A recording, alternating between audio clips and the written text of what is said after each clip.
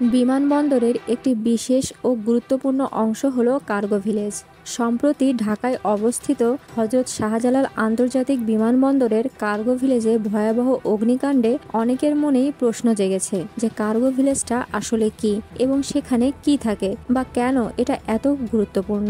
Cargo village হলো বিমানবন্দরের এমন একটি কেন্দ্র যেখানে বিমানযোগে পণ্য পরিবহন, সংরক্ষণ ও কাস্টমস প্রক্রিয়া সম্পন্ন হয়। যেভাবে যাত্রীদের জন্য থাকে প্যাসেঞ্জার টার্মিনাল, ঠিক তেমনই পণ্যের জন্য থাকে কার্গো ভিলেজ। এখান থেকেই দেশীয় ও আন্তর্জাতিক মানের এক্সপেন্সিভ পণ্যগুলোর রপ্তানি আমদানির সমস্ত কাজ পরিচালিত হয়। আন্তর্জাতিকভাবে এগুলো বিমানে করে বিভিন্ন দেশে পাঠানো বা দেশে নিয়ে আসা হয়। মানে সহজ কথাই হলো, বিদেশ থেকে বিমানে করে যে পণ্যগুলো আসে বা বিদেশে পাঠানোর জন্য যে পণ্যগুলো রেডি থাকে সেগুলো যেখানে অস্থায়ীভাবে সংরক্ষণ করা হয় সেটি হলো কার্গো ভিলেজ। বাংলাদেশের রাজধানী ঢাকায় অবস্থিত শাহজালাল আন্তর্জাতিক বিমানবন্দরে আমদানি ও রপ্তানির জন্য পৃথক কার্গো ভিলেজ বা কার্গো কমপ্লেক্স রয়েছে।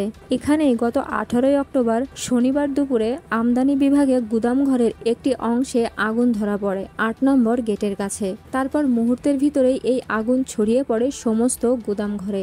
বিমানবন্দরের কার্গো ভিলেজে সাধারণত এক্সপেন্সিভ কিন্তু তুলনামূলক হালকা ওজনের পণ্য সংরক্ষণ করা হয়। এর মধ্যে থাকে তৈরি পোশাক, ইলেকট্রনিক্স পণ্য, যন্ত্রাংশ, ঔষধ, ফুল, ফলমূল সহ শাকসবজির মতো পচনশীল পণ্য। এছাড়াও বিদেশি কুরিয়ার সার্ভিসের মাধ্যমে পাঠানো সোনা, রূপা, গয়না, ব্যাংকের নগদ অর্থ এবং গুরুত্বপূর্ণ কাগজপত্র, সরকারি ফাইল ইত্যাদি। এর মধ্যে পচনশীল পণ্য 24 থেকে 48 ঘন্টার মধ্যেই খালাস করা হয় যাতে এর গুণগত মান নষ্ট না হয়। এছাড়া অন্যান্য রপ্তানি পণ্যের ক্ষেত্রে ক্রেতার সময়সীমা এবং ফ্লাইট শিডিউলের উপর নির্ভর করে পণ্য 2 থেকে 3 দিনের ভিতর বিদেশে পাঠানো হয়। তবে কার্গো বিমানে স্লট বা জায়গা না পাওয়ায় অনেক সময় পণ্য কার্গো ভিলেজে অপেক্ষা করে থাকে। অন্যদিকে আমদানিকারকদের পণ্য খালাস করার প্রক্রিয়ায় কয়েকদিন সময় লেগে যায়। ফলে সে সময় পর্যন্ত মালামালগুলো কার্গো ভিলেজের গুদামে সংরক্ষণ করা হয়। 18 অক্টোবর অগ্নিকাণ্ডের ঘটনায় কার্গো ভিলেজের আমদানি কমপ্লেক্সে থাকা শত শত টন পণ্য পুড়ে গেছে।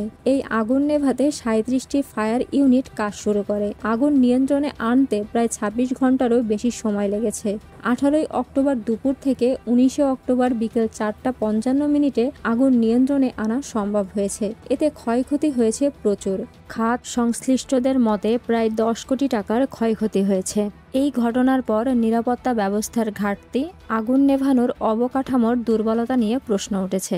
এই আগুন শুধু একটি গুদামঘর বা কার্গো স্টোর ঘর নয়, এটি বাংলাদেশের রপ্তানি আমদানির এক গুরুত্বপূর্ণ বাহক ছিল, তাই এর প্রভাব থাকবে বহু ক্ষেত্রে। ঢাকা বিমানবন্দরের কার্গো ভিলেজে যে আগুন লেগেছে তা একদিকে প্রযুক্তিগত নিরাপত্তার বিষয়, অন্যদিকে অর্থনৈতিক ধারাবাহিকতায় বড় চ্যালেঞ্জ।